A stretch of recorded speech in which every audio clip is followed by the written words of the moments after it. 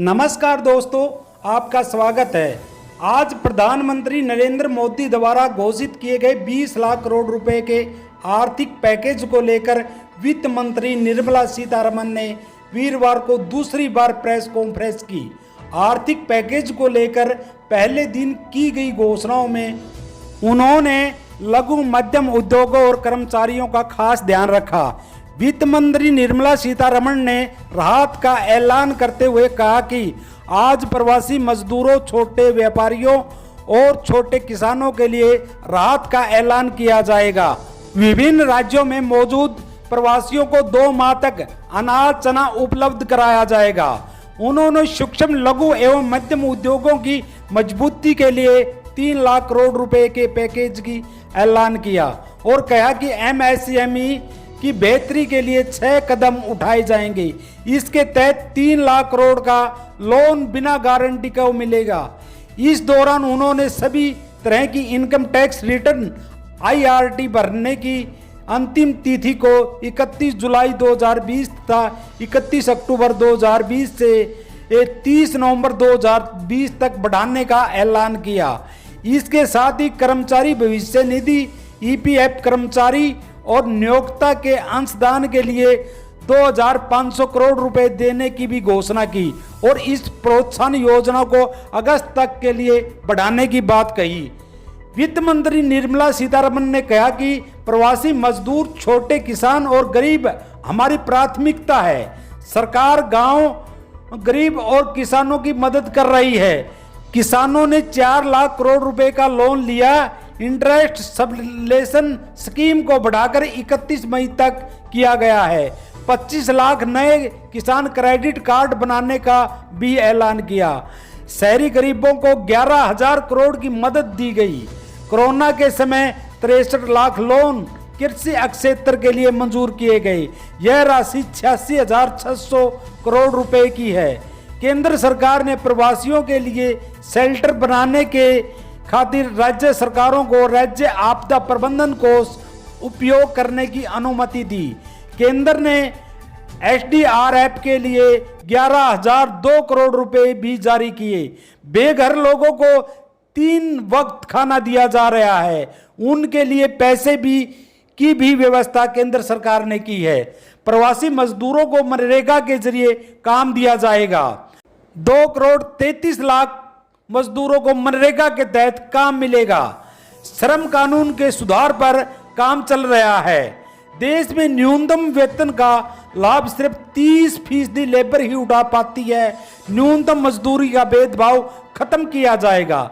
मनरेगा की दिहाड़ी 182 से बढ़ाकर 202 रुपए करने का ऐलान किया।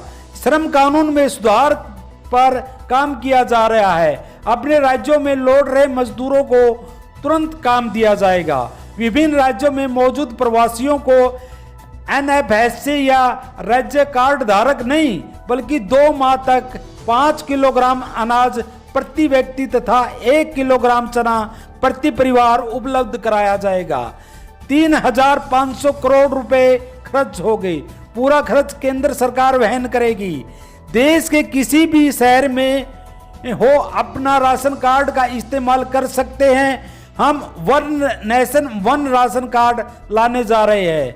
23 राज्यों में मौजूद 67 करोड़ राशन कार्ड धारक जो कुल पीडीएस आबादी का 83% है, अगस्त 2020 तक नेशनल पोर्टेबिलिटी के तहत आ जाएंगे। मार्च 2021 से पहले 100% नेशनल पोर्टेबिलिटी हासिल कर लिया जाएगा। प्रधानमंत्री आवास योजना के तहत प्रवासियों को सस्ती कीमतों पर किराए के घर मुहैया कराए जाएंगे। निर्मला सीतारमण ने कहा कि प्रधानमंत्री आवास योजना के तहत प्रवासियों को सस्ती कीमतों पर किराए के घर मुहैया कराए जाएंगे। गरीबों के लिए बड़ा ऐलान किया। बिना राशन कार्ड वालों को 5 किलो मुफ्त अनाज देगी सरकार। केंद्र सरकार ने गरीबों के लिए बड़ा कदम उठाते हुए अगले 2 महीने तक सभी प्रवासी मजदूरों को बिना कार्ड के ही 5 किलो प्रति व्यक्ति गेहूं या चावल और 1 किलो चना प्रति परिवार देने का फैसला किया है।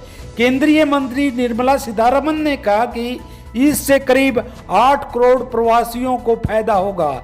इस पर करीब 3500 करोड़ रुपए खर्च होंगे। इसका पूरा खर्च केंद्र सरकार वहन करेगी। खोमचे रेहड़ी पटरी वालों के लिए विशेष ऋण योजना लॉन्च होगी। खोमचे रेहड़ी पटरी वालों के लिए विशेष ऋण योजना लॉन्च होगी। 50 लाख खोमचे वालों के लिए 5000 करोड़ का प्रावधान होगा।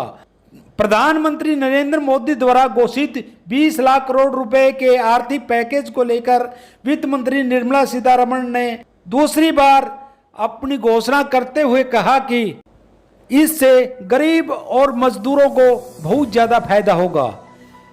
पहले दिन की प्रेस कॉन्फ्रेंस में वित्त मंत्री सीतारमण ने कल क्या क्या ऐलान किया था। इस अभियान के तहत एमएसएमई के लिए 3 लाख करोड़ रुपए का कोलेक्ट क्रेडिट फ्री ऋण देने का प्रावधान किया गया।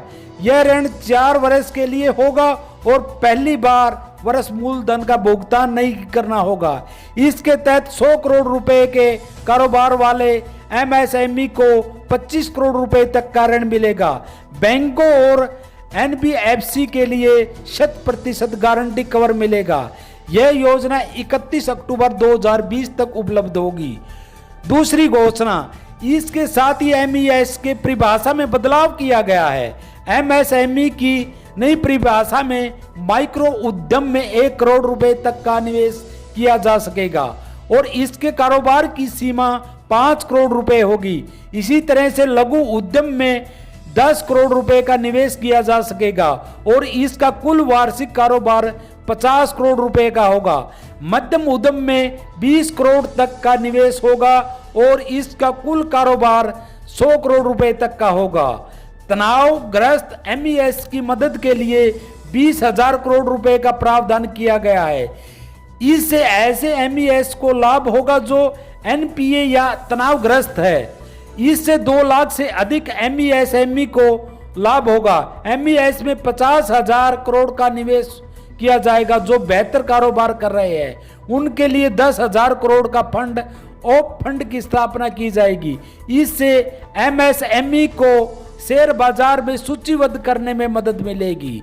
31 जुलाई 2020 और 31 अक्टूबर 2020 तक भरे जाने वाले सभी आयकर रिटर्न की अवधि 30 नवंबर 2020 तक बढ़ा दी गई है। इसके साथ ही 30 सितंबर तक भरे जाने वाले ऑडिट रिपोर्ट की अवधि भी 31 अक्टूबर बढ़ा दी गई है। 5 लाख रुपए तक के सभी लंबित रिफंड जारी किए जा सकेंगे। अब तक 14 लाख से अधिक रिफंड जारी किए जा चुके हैं। 30 सितंबर तक की आकलन तिथि को बढ़ाकर 31 दिसंबर 2020 और 31 मार्च 2021 तक की तिथि को बढ़ाकर 30 सितंबर 2021 तक किया गया है।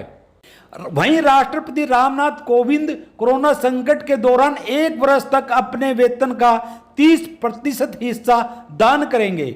देश में जारी कोरोना संकट के बीच राष्ट्रपति रामनाथ कोविंद ने 1 वर्ष तक अपने वेतन का 30% हिस्सा कोरोना दान करने का फैसला किया है। राष्ट्रपति भवन की तरफ से यह जानकारी दी गई। बता दें कि इससे पहले राष्ट्रपति कोविंद ने मार्च महीने की पूरी सैलरी पीएम केयर फंड में दान दे दी थी। राष्ट्रपति भवन की तरफ से बताया गया कि पारंपरिक समारोह के दौरान इस्तेमाल की जाने वाली लिमोजिन कार के खरीद के प्रस्ताव को भी स्थगित किया गया है। लॉकडाउन के बाद स्कूल कब और कैसे खुलेंगे, एचआरडी मंत्री ने दी है जानकारी। राष्ट्रीय शैक्षिक अनुसंधान और प्रशिक्षण परिषद यानी कि एनसीईआरटी की उन दिशा निर्देशों और स्वास्थ्य संबंधी प्रोटोकॉल पर काम कर रहा है जिन्हें स्कूलों के द्वारा खुलने के बाद मानना अनिवार्य हो गया। केंद्रीय मानव संसाधन विकास मंत्री रमेश पोखरियाल ने कहा कि एनसीईआरटी स्कूलों शिक्षा के लिए गाइडलाइन तैयार कर रहा है। आपको बता दें कि एचआरडी मंत्री आज वेबिनार के जरिए टीचरों से मुखातिब हुए। इस दौरान मध्य प्रदेश के एक शिक्षक संभव जैन ने पूछा कि स्कूल कब खुलेंगे और उन्हें किन नियमों का पालन करना होगा। इस सवाल के जवाब में केंद्रीय मंत्री ने कहा कि यह तो कहा नहीं जा सकता कि चीजें सामान्य कब होगी, लेकिन जब भी स्कूल खुलेंगे तय दिशा निर्देशों का पालन करना होगा। इसके लिए एनसीईआरटी ने गाइडलाइन पर काम करना शुरू कर दिया है। उच्च शिक्षा के लिए विश्वविद्यालय अनुसंधान आयोग द्वारा यानी यूजीसी एक टास्क फोर्स का गठन किया है जो कॉलेजों के लिए तौर तरीकों पर काम कर रहा है। उन्होंने यह भी बताया कि इन तरीकों के तय हो जाने के बाद ही कॉलेजों को खोला जाएगा। एनसीईआरटी पहले ही प्राइमरी, उच्च प्राथमिक और हायर सेकेंडरी कक्षाओं के लिए वैकल्पिक अकादमियों कैलेंडर जारी कर चुका है।